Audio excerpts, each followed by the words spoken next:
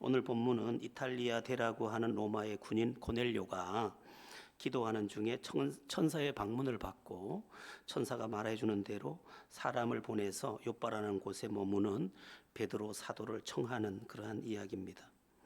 사실 지금 고넬료는 아무것도 모릅니다. 왜 베드로 사도를 자기 집에 청해야 되는지. 그러나 고넬료는 선하신 하나님의 뜻이 계시겠지 하고 그 명하심에 기꺼이 순종하고 있습니다. 아주 중요한 부분입니다. 고넬료가 이방인이면서도 유대인들조차도 경험하지 못한 엄청난 은혜 안에서 살게 된 것이 어디서 왔는지를 보여주는 특별한 장면입니다. 고넬료는 다 알지 못할 경우라도 또 다 알지 못하는 일이라도 하나님의 명하심이 있으면 순종부터 하는 사람이었습니다. 여러분, 그리스도인 된 우리가 모든 것을 다 아는 것은 아닙니다. 왜 그렇지 이해 안 되는 것들도 많습니다. 그런데 모르는 것은 믿으면 알게 됩니다. 이게 신비입니다. 그래서 셈을 풀 때 괄호 안에부터 계산하고 밖을 더하거나 곱하면 답이 나오는 것처럼 먼저 믿고 그 말씀을 따라가 보면 그 말씀 끝에 이 말씀의 진리됨을 보게 되는 것입니다. 많은 사람들이 왜 예수를 제대로 못 믿느냐, 이해될 때까지 안 믿기 때문입니다. 그러나 하나님의 말씀이 우리 이성에 다 담길 수가 없습니다. 우리 이성이라고 하는 것은 지극히 한계적입니다. 물론 인간의 이성은 어마어마한 일들을 지금 이루고 있습니다. 우주까지 넘나드니까요. 그러나 인간이 닿은 곳은 이 우주에 100만 분의 1도 도착을 못했습니다. 심지어 그 끝을 아무리 좋은 천체 망원경으로도 다 보지도 못했습니다. 볼 수가 없습니다.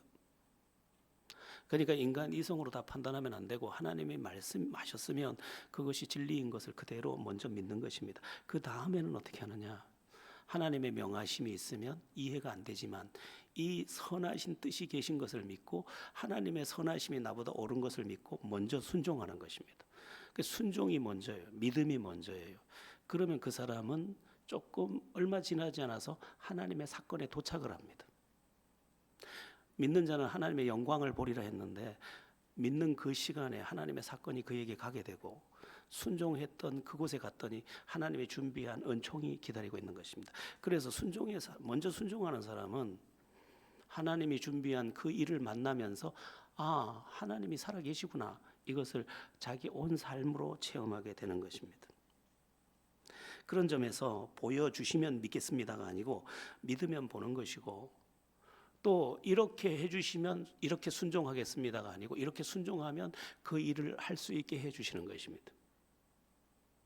우리가 자꾸 반대로 지금 계산하면서 살고 있고 반대로 믿고 있습니다.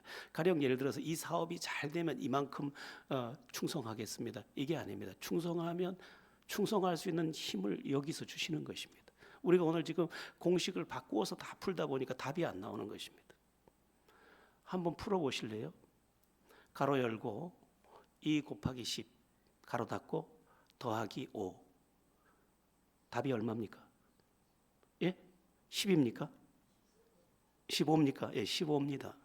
예. 25입니까? 아이고, 내가 계산 잘못했네.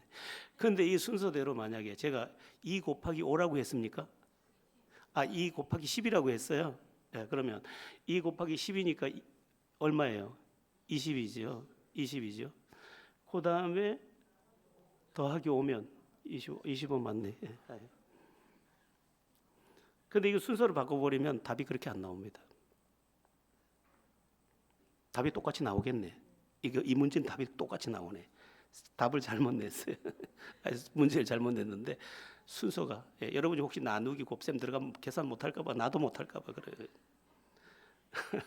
가로 안에 문제부터 풀어야 정확한 답이 나옵니다. 네, 똑같습니다. 믿음 먼저입니다. 믿음 먼저. 어떻게 다 알아요?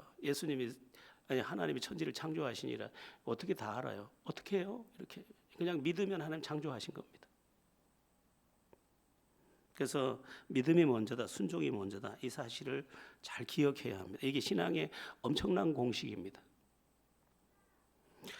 요한복음 9장에 보면 날 때부터 맹인된 시각 장애인 이야기가 나오는데 그 예수님을 이 사람이 만나게 됩니다. 예수님께서 이런저런 이야기를 나누는 중에 그를 불러서 그의 눈에 진흙을 침으로 이겨서 그의 눈에 발라주면서 실로암 못에 가서 씻으라 해서 씻었더니 보게 됩니다. 눈을 뜨게 됩니다. 기적이 일어났습니다. 참 멋지죠.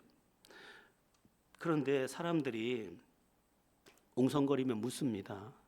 저 사람 어떻게 된 거냐? 저 날 때부터 맹인된 그 사람 아니냐? 아니야, 그 사람하고 비슷한 사람이야. 서로 웅성거리고 있었습니다. 그 사람들이 직접 묻습니다. 내 눈이 어떻게 떠졌느냐? 너가 그 사람이냐? 그랬더니 이 사람이 하는 대답이 멋진데 그 장면의 이야기가 요한복음 9장 10절에서 11절 나옵니다. 한번 요한복음 10장 9절 10절 읽어보겠습니다. 그들이 묻되 그러면 내 눈이 어떻게 떠졌느냐? 대답하되 예수라 하는 그 사람이 진흙을 이겨 내 눈에 바르고 나더러 실로암에 가서 씻으라 하기에 가서 씻었더니 보게 되었노라. 얼마나 멋진 대답입니까?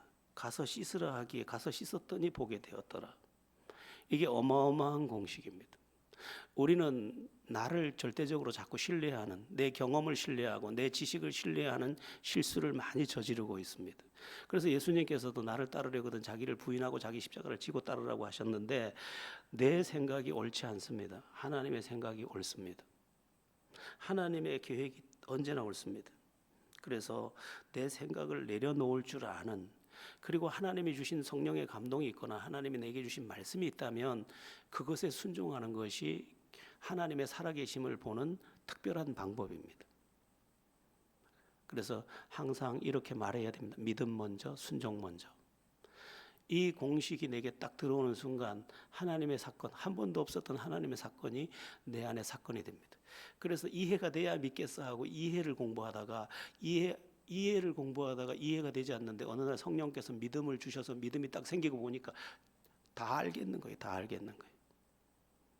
제가 신학을 하다가 한번 교만에 빠졌는데 어떤 교만에 빠졌느냐? 내가 성경에서 모르는 게 뭐가 있지? 하나도 모르는 게 없는 것 같은 거예요. 이해 해석이 안 되는 게 한 가지도 없을 것 같은 거예요. 그런 교만에 빠졌던 적도 있습니다. 성령이 와서 알려주니까 다 믿어지고 다 이해가 다 되는 거죠. 너무 쉽구나. 예, 뭐 제가 어떻게 다 알겠습니까? 다 알 수가 없죠. 그런데도 확 열리니까 믿어지니까 보이는 게 다 불신의 컨택트 렌즈로 보다가 믿음의 컨택트 렌즈로 보니까 다 이해되고 다 믿어지는 거죠. 여러분들 삶 속에 믿음 먼저, 순종 먼저 이 계산법 가지고 하나님 살아계심을 보는 은혜가 있기를 예수의 이름으로 바랍니다. 이제 고넬료의 심부름을 맡은 사람들이 천사가 말한 바로 그곳 요바에 있는 무두장이의 집, 무두장이라는 것은 가죽을 만드는 사람인데 베드로가 머물고 있다고 거기 가서 베드로를 청하라고 말씀하신 그 말씀을 따라서 지금 그곳으로 사람이 가는데 9절에 중요한 이야기가 나옵니다. 우리 9절을 한번 읽어보겠습니다. 시작. 이튿날 그들이 길을 가다가 그 성에 가까이 갔을 그때에 베드로가 기도하려고 지붕에 올라가니 그 시각은 제6시더라. 고넬료는 하루 전 제9시 시간, 우리나라로 말하면 오후 3시에 기도하고 하나님의 환상을 보고 그 환상을 따라서 지금 사람들을 보냈는데 다음 날 아침에 보냈는데 이들이 6시, 그러니까 우리나라로 말하면 낮 12시에 지금 요바에 도착했고 요바에 도착해서 무두장이의 집에 베드로가 머무는 집에 막 도착하려고 할 때 베드로는 제6시 기도를 위해서 지금 어디로 올라갔느냐? 지붕으로 올라갔다. 이스라엘은 지붕이 평평합니다. 비가 많이 오지 않기 때문에. 그래서 조용한 곳이 지붕이기 때문에 지붕에서 저녁에 뭐 대화도 나누고 기도도 하고 그런 장소로 쓰는데 지금 베드로가 제6시 기도를 위해서 그 지붕으로 올라갔다 이렇게 되어 있습니다. 이게 매우 놀라운 타이밍입니다. 왜냐하면 하나님께서 고넬료에게 베드로를 청하라고 했는데 이방인이 청하는 그 요청을 베드로가 받아들일 리가 없었기 때문입니다. 그래서 이 6시 기도 시간에 베드로가 기도하다가 이 이방인을 따라갈 수밖에 없는 환상을 하나님께서 다시 보여주십니다. 그래서 베드로가 나중에 따라가게 되는데, 여러분, 하나님은 매우 정확한 분입니다. 베드로가 어디 있는지 정확하게 그 집을 욥바의 무두장이의 집이라고도 가르쳐 주셨고, 또한 그에게 청하라고 할 때 그가 따라올 수밖에 없는 환상을 준비하셨다가 베드로가 정확한 시간에 기도하고 기도가 끝나자마자 자기 집에 도착한 사람들을 따라 나서게 됩니다. 우리 생각에는 하나님이 가끔씩 한 번씩 우리에게 간섭하시는 것처럼 보이지만 한 1분 1초도 우리에게 빈틈이 없으십니다. 여러분, 우리가 엄청난 어려운 날들 중에도 안심하는 이유가 뭐냐? 하나님의 완전하심 때문입니다. 하나님은 빈틈이 없습니다. 아주 우리가 보기엔 그냥 일어나는 일 같은데 그 배후에 오늘 본문 설교 제목처럼 나의 등 뒤에서 항상 일하고 계십니다. 요셉의 인생을 보면 참 그런 중요한 예가 되는 것을 보게 됩니다. 요셉은 형들에게 팔려서 이제 노예로, 이집트의 노예로 팔려가게 되는데 이 요셉에게는 하나님이 일찍이 꿈을 주셨습니다. 자기 형제들이 11형제들이 자기에게 절하게 되는 꿈과 자기 아버지 엄마도 자기에게 절하는 꿈을, 하나님께서 주신 꿈을 갖고 있었습니다. 하나님이 주신 신비한 약속이었습니다. 그런데 이 요셉은 어떻게 됩니까? 형들의 시기함을 받아서 붙잡혀서 구덩이에 빠졌다가 노예로 넘겨지고, 노예로 넘겨진 다음엔 또 보디발의 아내의 유혹을 물리친 이유로 또 누명을 쓰고 감옥에 갇히고, 감옥에 갇혀서도 술 맡은 거 하는 장, 떡 맡은 거 하는 장에 꿈을 풀어줬는데도 그 사람들이 기억을 안 해주고, 그런 엄청난 일들을 겪게 됩니다. 하나님이 계시다면 이럴 수 있을까? 하나님이 나에게 주신 꿈은 뭐고, 하나님이 나에게 주신 약속은 뭐고, 이 나의 삶은 왜 이렇게 갈수록 깊은 나락으로 떨어지고 있는가 싶었지만 그렇지 않았습니다. 하나님께서 요셉이 노예로 팔려갈 때 하나님은 지금 요셉에 대한 계획, 이집트에서 이 사람을 사용하려는 계획을 가지고 형들의 시기심을 이용해서 지금 애굽으로, 이집트로 옮겨주셨고, 여러 노예가 어디로 팔려갈지 모르고 있었지만 그 중에 가장 국방장관이라 군대 장관의 집으로 노예로 팔려가게 만들어서 그곳에서 누명을 써서 왕의 신하들이 범죄하면 들어오는 감옥에 정확하게 기다리고 있게 했다가, 왕의 신하들이 범죄하고 왔을 때 그들의 꿈을 풀어주게 하고 그들이 그 꿈을 기억하지 못하게 하셨다가 나중에 바로 황제가 꿈을 꿨을 때 그 온 천하에 그 꿈을 풀 수 없을 때 요셉을 기억나게 해서 요셉을 등용하게 하는. 여러분, 요셉은 스스로 이집트로 가서 열심히 공부해서 총리가 될 수 없었습니다. 그리고 그 시대를 먹일 수 있는 위치에 절대로 갈 수 없었습니다. 나중에는 어떻게 됩니까? 요셉의 꿈이 하나님의 말씀 그대로 정확하게 성취가 됩니다. 형들이 먼저 와서 자기에게 절하고 나중에는 자기 아버지와 자기 어머니도 자기에게 절을 합니다. 그리고 그 시대의 모든 사람들이 요셉 앞에 절을 하게 됩니다. 하나님은 세밀하고 정확합니다. 지금 우리가 이런 억울함을 겪고 저런 억울함을 겪고 이 길은 아닌 것 같고 저기 왜 이렇게 엉망진창인 것 같은 길을 걷고 있을지라도 하나님은 나의 등 뒤에서 정확하게 나를 향한 계획을 이루어가고 계신 것입니다. 무두장이의 집에 베드로가 있는 것을 아시고 그 집에 보내고, 베드로가 그냥 따라 나서지 않을 것을 알고 환상을 주시고, 그리고 정확하게 뒤를 따라오게 하셔서 정확한 계획을 고넬료에게 성취시키는 장면을 우리가 이제 또 다음 주에 보게 될 것입니다. 가끔은 힘듭니다. 저도 창틈에서 불어오는 바람에 눈물을 말려야 할 때도 많습니다. 그러나 하나님, 그게 어떤 연유든 상관없이 하나님은 나의 등 뒤에 계시죠. 그러면서 오늘 한 걸음 한 걸음을 걸어가는 것입니다. 믿음은 그런 것입니다. 믿음은 오해할 만한 일들, 내가 생각해도 이런 일이 있으면 안 돼. 하나님이 살아계시다면 내가 이런 일을 겪으면 안 돼. 그런 아주 치열하고 너무 삭막한 밤도 하나님은 그 배후에서 그 등 뒤에서 일하시는 모습을 성경에 적나라하게 다 보여주고 계십니다. 다니엘이 하루 3번씩 예루살렘을 향하여 창문을 열고 기도할 때 그는 죽음을 향해 가고 있었습니다. 모함을 받아서. 그러나 하나님은 세밀하게 준비했던 그 사자굴에서 천사들을 보내서 사자들의 입을 막고 오히려 그곳에서 다니엘을 온전히 세우는 것처럼 오늘 우리가 겪는 여러 문제 배후에도 나의 등 뒤에 계신 주께서 지금 세밀하게 완전하게 일하고 계신 것입니다. 어떤 사람들을 이렇게 대하면서 정말 아슬아슬하게 그를 볼 때가 있습니다. 그러나 하나님이 만약 저분의 하나님이 맞다면 하나님은 그에게 놀라운 계획이 있으시고 그 놀라운 계획을 빈틈없이 완전하게 이루실 것을 믿습니다. 그러면서 마음으로 응원하고 기도합니다. 이겨내기를, 감당해 주기를, 또 믿음에 우뚝 서기를, 그리고 하나님을 더 의지할 줄 알기를 바라는 마음으로 무언의 응원을 보내고 또한 기도하고 또 우연히 마주치게 되면 작은 말로 위로하면서 이 길을 같이 가고 있습니다. 여러분, 하나님의 정확함과 하나님의 빈틈없음은 이 우주도 잘 말해주고 있고 나무 한 그루도 정확하게 말해주고 있습니다. 참 신비하죠. 겨울이 되면 전부 옷을 벗습니다.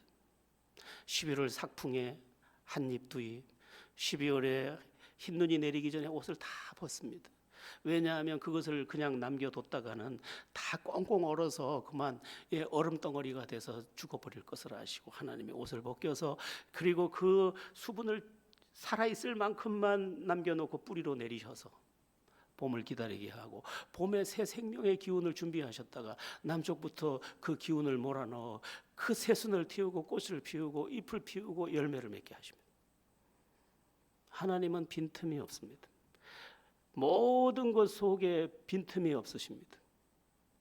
70억의 인구가 저 바다에서 계속 물고기를 잡아도 여전히 그 사람들이 먹을 수 있는 물고기를 넣어놨습니다.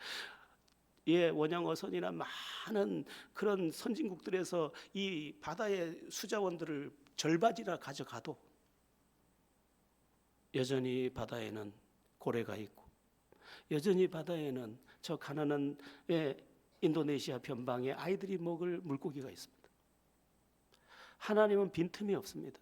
하나님을 믿는 믿음이 내 안에 들어와서 보면 이 사실 때문에 오늘도 다시 잠을 자고 오늘도 다시 소망을 품고 오늘도 다시 기대 벅찬 날을 살아갈 수 있는 것입니다.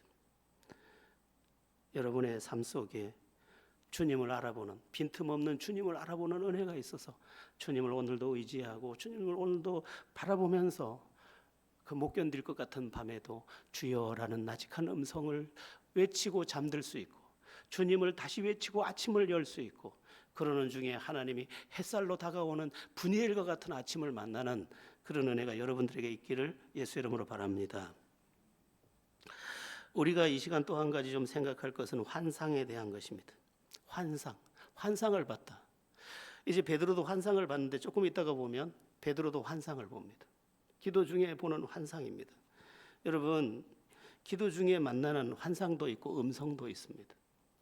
기도 중에 우리가 기도의 깊은 곳에서 하나님이 준비한 환상과 또한 음성을 만나는 경험들을 요즘 시대 사람들은 잘 못하지만 이전 세대의 신앙인들은 대체로 많이 하고 살았습니다.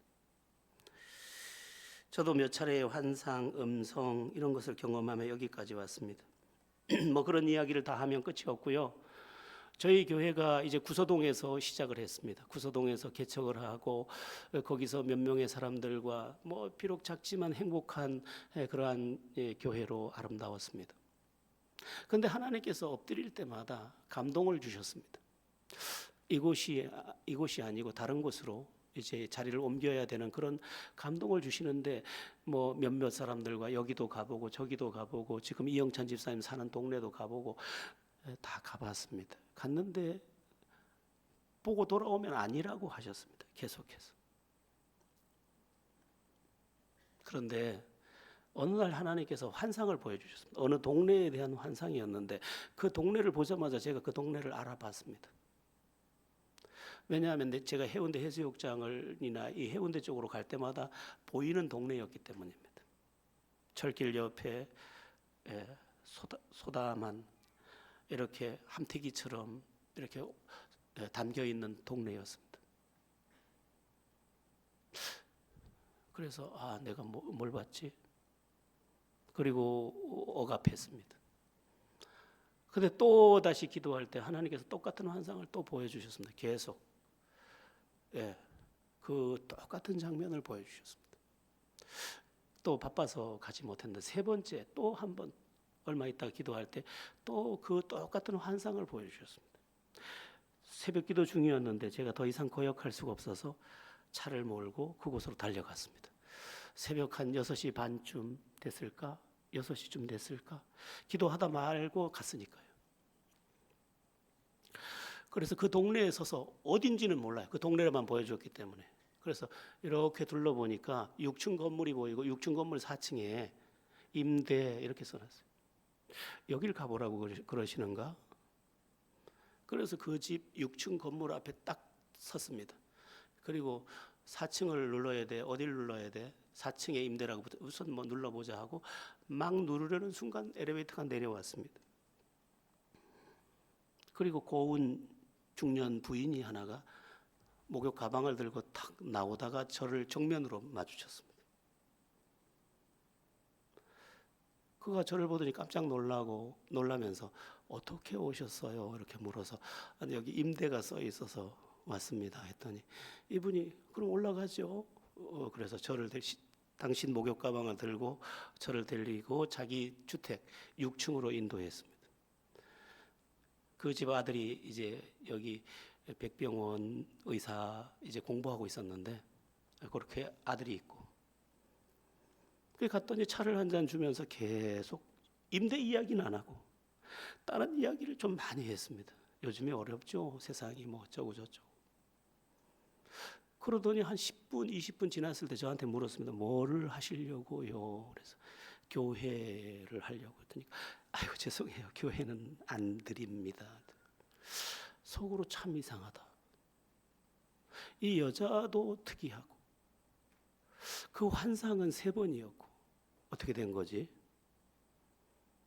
예 알겠습니다 하고 차 잘 마셨습니다 하고 돌아왔습니다. 너무너무 이상한 거죠. 왜냐하면 환상을 3번씩이나 봤는데.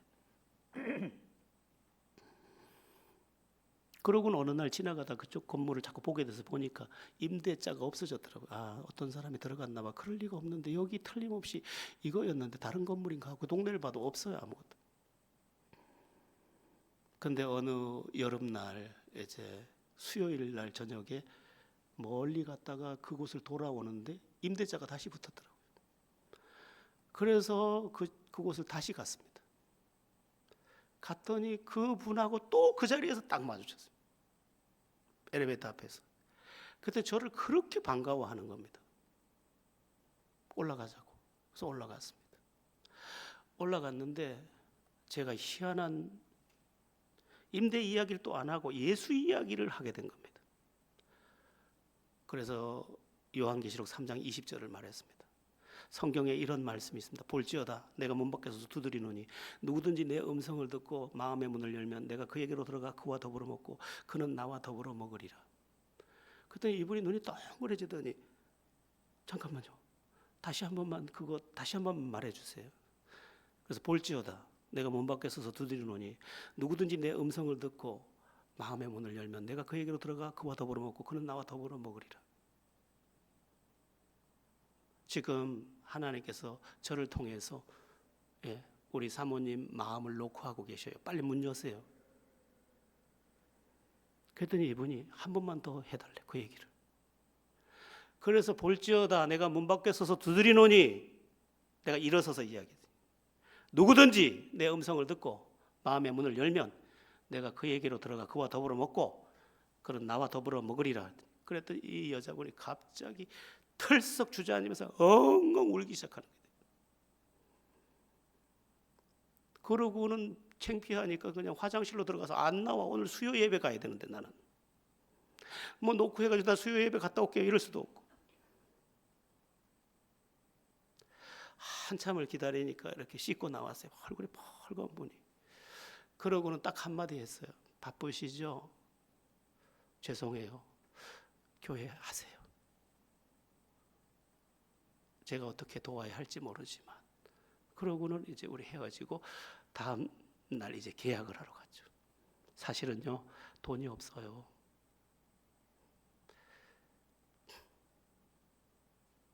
그랬더니 괜찮아요. 그래서 계약을 하고 거기에 머물면서 세를 줄 방법이 없어요. 그분이 매주마다 10만 원씩 헌금을 해주시더라고요. 그거 가지고 세 내고 나머지 세는 연말에 드린다고 했어요. 그랬더니 그렇게 하래요. 그리고 나와 성경 공부하고 싶다 그래서 매일 성경 공부했어요, 저랑. 그리고 교회를 출석하시고 그곳을 떠날 때까지 그분은 저의 굉장한 위로가 되셨습니다. 하루는 자기 남편하고 식사 대접을 하고 싶다고 해서 갔더니 청해라는 일식집에 가서 저를 기다리고 있다가 두 분이 다 일어서는데 남편이 혜태건설 하청 골프장 공사 사장님이에요. 그 정수계 씨라는 이분이 저한테 저를 가리키면서 이렇게 말하는 거예요. 여보, 이분은 내 영적 아버지야. 인사드려. 그러니까 그 남편이 아유 인사를. 그래서 그곳에서 우리가 교회의 터를 잡았고 신비하게도 그때부터 사람들이 동서남북에서 오기 시작했습니다. 그때 오신 분 중에 이제 우리 전대성 집사님 네 분, 또 우리 여기 저기 누구예요? 최은희 간사님 네 분, 그때 오신 분들. 뭐 그때는 막 북적북적 넘쳤습니다. 뭐 별의별 분들이 다 오셨어요. 뭐 마약범도 오고 뭐 별의별 분 다 왔어요. 다 와서 변화를 받았어요.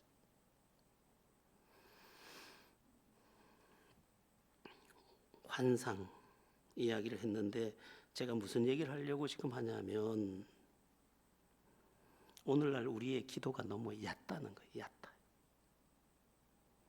기도에 대한 믿음이 너무 또 얕아요. 깊은 것이 없어요. 제가 오늘 여기 와서 기도하다가 조그만 짤막한 글을 썼는데 교회는 성스럽고 한편 깊은 강물 같은 사랑이 흘러야 됩니다. 얕은 거 안 됩니다. 소리는 없는데 도도해요. 에스겔서 47장에 보면 성전 문지방에서 나온 물이 동편으로 흘러서 쭉 흐르는데 그 물이 닿는 곳마다 다 살아났다고 돼 있어요. 진짜 사랑이 흘러야 되는 거죠. 사랑인 척은 안 됩니다. 진짜 은혜가 흘러야죠. 그러면 다 살아나는 거예요. 제가 꿈꾸는 교회는 다 살아나는 거예요. 그리고 진정한 사랑이 그리고 진정한 섬김이 실제로 일어나는 거예요. 그러면 말씀의 은혜와 사랑의 은사가 어우러지면서 그게 닿는 사람은 다 살아나는 거예요. 다. 잘못하면 다 죽어요. 근데 다 살아나는 거예요. 다 살아나. 제자들 교회가 하나님의 그런 깊은 것, 영의 깊은 것, 그리고 그 강물도 깊은 강물처럼 사랑이 진짜 깊게 흐르는 거예요. 저 사람 잘 됐으면, 저 사람 저 환난 좀 꼭 벗어났으면, 지극한 마음으로 바라보면서 저 사람의 암세포가 떠나갔으면, 저 사람의 가난이 떠나갔으면, 저 사람의 눈물이 씻어졌으면, 저 사람의 사업에 등불이 켜졌으면, 그런 지극한 깊은 마음. 제자들 교회가 영의 깊은 것 안에서 사랑의 깊은 것까지를 다 보게 되기를 예수 이름으로 바랍니다. 베드로가 만난 환상의 내용도 중요한데 10절부터 16절입니다. 우리 제가 설명하는 것보다 10절부터 16절 읽으면 되겠습니다. 시작.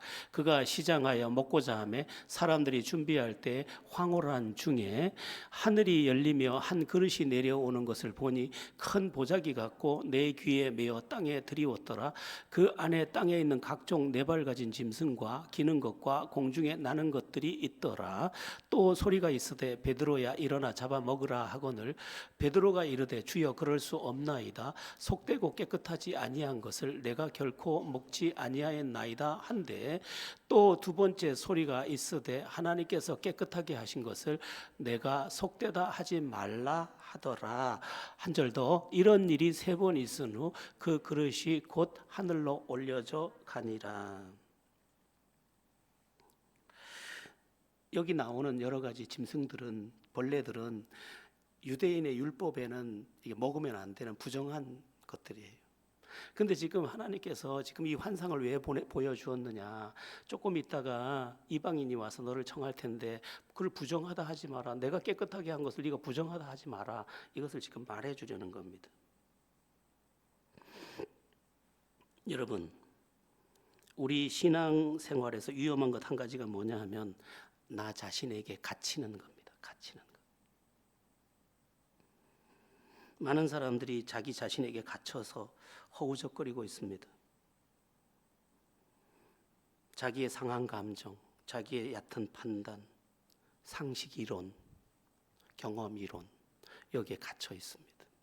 또 세상의 계산법에 갇혀 있습니다. 저도 제 자신에게 갇혀 있는 것을 덜어보곤 합니다. 제가 다른 것에서는 너그럽습니다. 저를 보고 짜리몽땅해도 괜찮고 다 괜찮습니다. 근데 나쁜 의도가 보이거나 또는 예배에 온전하지 못한 것을 매우 힘들어합니다. 병적으로 힘들어합니다. 그래서 제가 그 부분을 놓고 기도를 많이 합니다. 주님, 어떻게 믿음이 다 갔겠습니까? 저를 좀 주장해 주세요. 왜 그러냐? 저는 예배를 가볍게 드려본 적이 한 번도 없거든요. 제가 예배할 때. 그리고 나쁜 의도는 서로를 해치거든요. 그래서 그거에 대해서 제가 좀 갇혀 있습니다. 저도 더 깨져야 되죠. 이렇게 부서져야 돼요. 더 많이. 하나님이 하시겠지 하고 말이에요. 예전에 읽었던 워치만니의 책 중에 저에게 많은 도전이 됐던 책이 자아의 파쇄와 영의 해방이라는 책입니다. 굉장히 좋은 책입니다. 얇은데 내가 깨어져야 하지, 가루가 돼야 하지. 이 숙제를 오래 안고 있습니다. 다 우리 각자가 어딘가에 갇혀 있을 것입니다. 저는 이 부분에 갇혀 있다면 여러분은 어딘가에 갇혀 있을 텐데 우리는 나에게 갇힌 것에서 깨어져야 합니다. 예전에는 우리 믿음의 선배들이 참 이 깨우침이 깊었습니다. 그래서 어떤 환난을 겪으면 이렇게 적용하곤 했습니다. 하나님이 나를 깨시느라 그러지 깨느라고 그러지 나를 이제 이 잘못된 나에게 갇혀 있는 것에서 깨어나라고 그러는 거지 이렇게 적용을 했습니다. 그러고는 그렇게 적용하고 나면 이제 다음부터는 그것을 넘어서는 하나님의 사람들이 되는 거죠. 참 바른 깨달음입니다. 여러분, 베드로는 하나님 앞에서 당당하게 말했습니다. 나는 어려서부터 부정한 것을 먹지 아니하였나이다. 자기에게 딱 갇혀 있는 거지. 하나님이 딱 말씀합니다. 하나님이 깨끗하게 한 것을 부정하다 하지 마라. 네한테 갇혀 있구나. 너 자신을 깨. 네가 너를 넘어뜨리는 것이고 네가 나의 일을 회방하는 거라. 지금 그렇게 말씀하고 있는 것입니다. 여러분, 우리는 더 많이 깨어져야 합니다. 저도 더 많이 깨어져야 합니다. 고운 가루처럼. 우리가 그렇게 되어서 하나님의 은혜가 들어오지 못하는 일이 없도록, 하나님의 뜻이 실현되지 못하는 일이 없도록 우리가 온전해져야 되겠습니다. 자, 여기 또 그 중요한 이야기였는데 오늘 마지막 이야기는 길을 따라 나서는 베드로의 모습입니다. 이제 베드로는 이방인에 대한 편견을 다 내려놓고 하나님의 명하심을 이제 따라가게 됩니다. 우리가 이렇게 돼야 합니다. 잠깐은 내가 옳았을지라도 내가 나를 내려놓고 주님이 나에게 원하는 그 길을 지금 따라가는 것입니다. 이게 우리의 살 길입니다. 우리가 왜 믿음 안에 있으면서 승리하지 못하느냐? 내 길을 내려놓지 않고 항상 내 길을 계속 가고 있기 때문입니다. 가끔 저희 집사람이 이렇게 물을 때가 있습니다. 내비게이션 시키는 대로 왜 안 가고 자꾸 그리 가가지고 삑삑 소리가 나게 해? 저리 가면 안 돼요. 내가 조금은 또 삑삑. 뭐 내비게이션보다 제가 익숙한 길은 더 빨리 갈 수도 있겠죠. 그러나 하나님의 말씀의 내비게이션은 완벽합니다. 그래서 우리는 나를 내려놓고 이제 베드로가 딱 내려놓습니다. 이게 편견이었구나. 잘못된 생각이었구나. 그리고 탁 내려놓고 지금 자기를 청하러 보낸 그 길을 따라 나서는 것입니다. 올해 제자들 교회 표어가 하나님의 말씀을 온몸으로 살아내는 교회라고 했습니다. 여러분, 그 문구를 빌립보서 4장 9절에서 가져왔는데 너희는 내게 배우고 받고 듣고 본 바를 행하라. 그리하면 평강의 하나님이 너희와 함께 계시리라 했는데 이거 붙잡아야 됩니다. 내 생각대로 살아봤잖아요, 여지껏. 내가 하고 싶은 대로 다 해봤잖아요. 근데 이거잖아요, 지금. 주님의 처방을 받아들여야 합니다. 그러면 우리 삶이 달라질 것입니다. 오늘 설교 제목이 나의 등 뒤에 선데 하나님은 영이시기 때문에 잘 안 보입니다. 이제 믿음으로 인정하는 것입니다. 어린아이를 유치원에 보내는 엄마는 아파트 뒤에서도 보고 있고 아이가 선생님의 손을 잡고 선생님의 품에 안기는 걸 볼 때까지 지켜보고 있습니다. 하나님은 더 그렇습니다. 한순간도 우리에게 눈을 떼지 않습니다. 그래서 제가 가끔 억울할 땐 이렇게 말하기도 합니다. 하나님 보셨죠? 이게 매우 큰 겁니다. 그래서 아이가 혼자 보내놓고 엄마가 뒤에서 보다가 아이가 너무 칠라치면 엄마가 없는 줄 아는데 언제 와서 이미 옷 털어주고 있습니다. 나의 등 뒤에 하나님도 그렇습니다. 하나님을 신뢰하고 치밀하고 정확하고 또한 환상 같은 깊은 것으로 우리를 능히 책임지실 그분을 향하여 다시 고개를 들고 믿음의 기치를 들면서 진정한 믿음의 승리를 다 정복하는, 그래서 믿음의 고백이 행복입니다, 감격입니다, 찬송입니다, 영광 돌립니다. 이것이 되기를 주 예수 이름으로 축원합니다.